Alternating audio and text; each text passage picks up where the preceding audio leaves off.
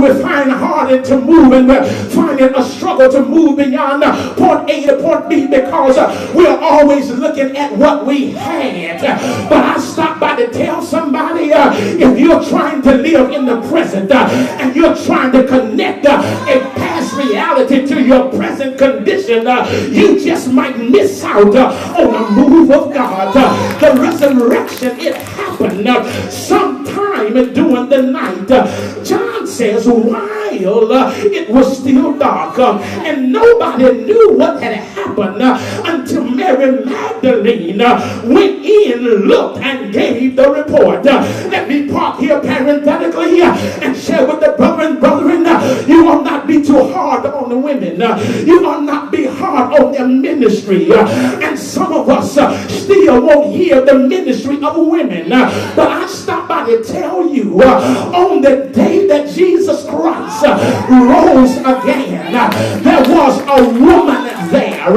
And the woman was there because the men were on the run. It's sad commentary when you got men that won't stand up with some backbone. Men won't stand up with some stick-to-itiveness. It's a sad day when men won't be men, and why so many men are going gay because they don't want the responsibility of being a man. You ought to slap your neighbor and tell him, I know he's right.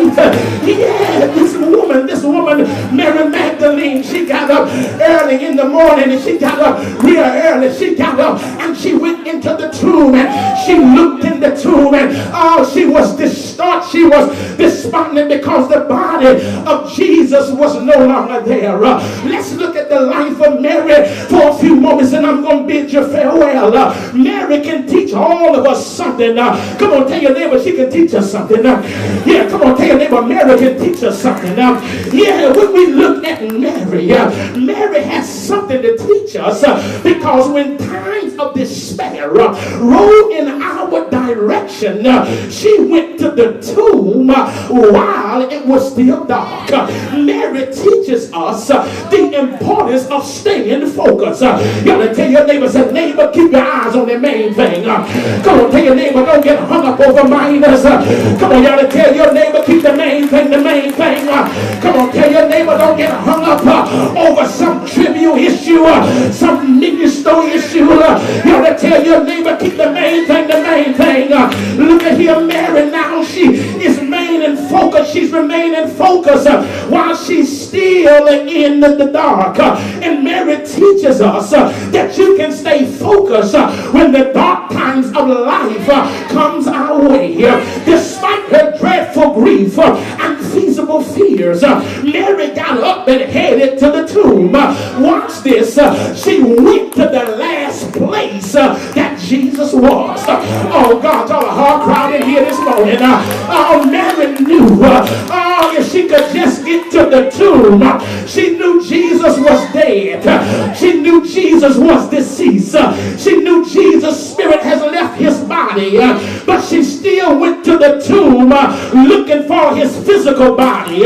Hopeless and worthless it was to go and sit by and wait on somebody that's dead. She needed to be where the dead body of Jesus was to give her comfort in the midst of her darkness. Oh, good God Almighty.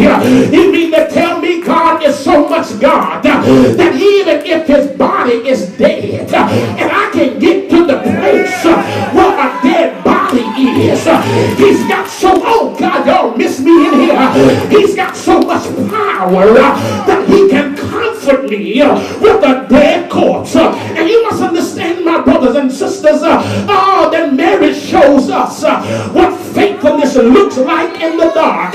You ought to tell your neighbor, say, neighbor, you can be faithful in the dark. Yeah, you got to tell your neighbor, say, neighbor, you still can make it while it's dark outside.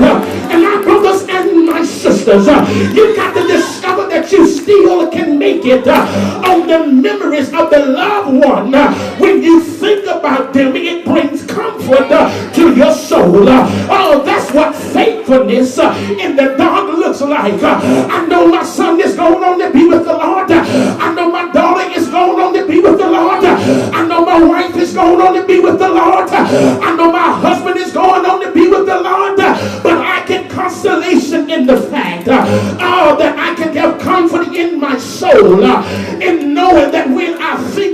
him. I've got enough memories to dry my weeping eyes. I got enough memories that I can hold on to. Instead of feeling down, I'll bounce back up. You ought to tell your neighbor that's faithfulness in the dark. Oh, when we seem to pray and it seems like our prayers hit the ceiling and fall back to the ground, and we keep on praying anyway. Tell your neighbor that's faithfulness in the dark. When we read the Bible and so many words are on the page, we read it anyway because there's faithfulness in the dark. When I come to church and it seems like we're going through the motions with a bunch of hypocrites, we go anyway because there's faithfulness in the dark. We go to the tomb, the place where we last saw him, because the presence of Jesus' dead body is able to give us comfort in the presence of darkness. You slap your neighbor and tell your neighbor that's what faithfulness looks like. Yeah, if I could just get to the place we last saw him. And when we get to the place, we discover that God has been at work. Even in the midst of the darkness, God has been at work. Can I suggest to you that the proof of his presence outweighs the proof of his absence?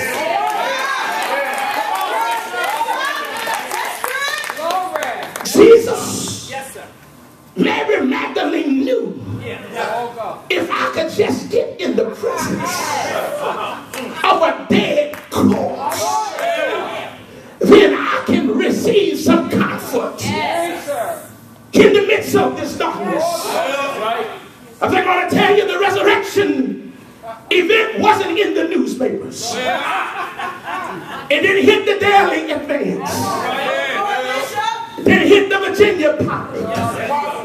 Resurrection didn't hit ABC, NBC, or CBS.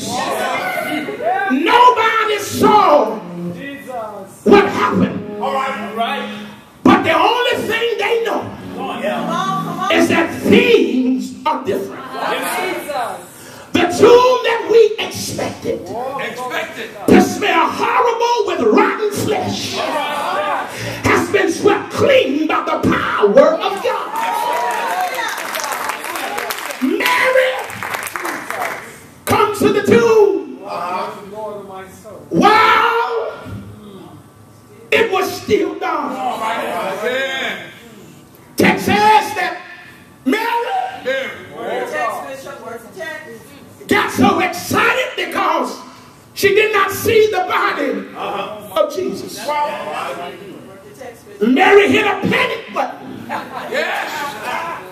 And she ran to get Peter and John.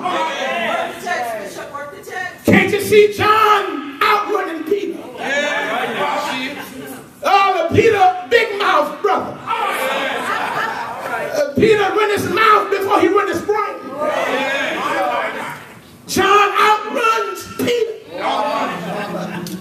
John gets to the tomb, looks in and inspects the tomb. And come out, can't find the body. Peter